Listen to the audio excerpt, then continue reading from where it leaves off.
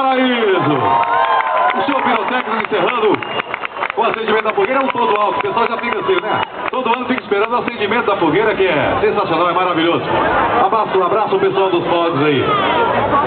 Por favor, Gentil, por favor. Ainda tem mais, olha lá, a cascata lá, que bonita, olha lá, pra fechar. Tem a cascata e tem Santana também, calma aí. Santana.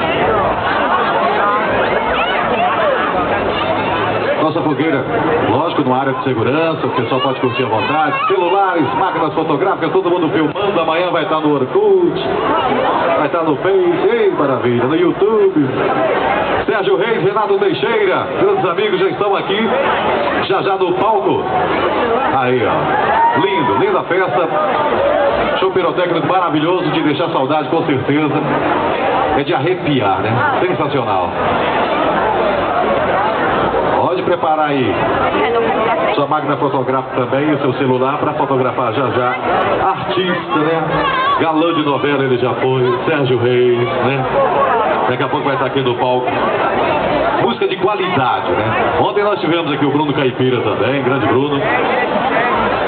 Abraço, Gentil, mais uma vez, Gentil, por favor. Atrás do palco, comparecer lá, por favor, Gentil.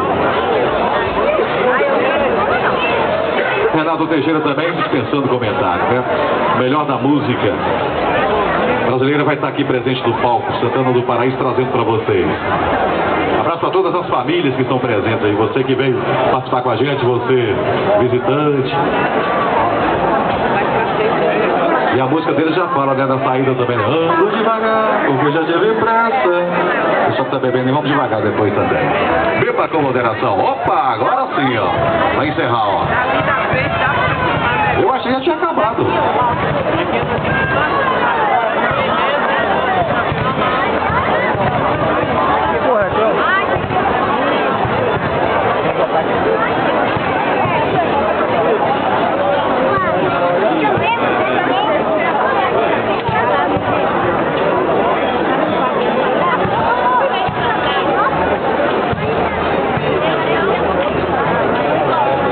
A cada ano surpreende ainda mais, né, a festa de Santana, bonito. Gostou aí, né, produção aí, hein? Bonito, né?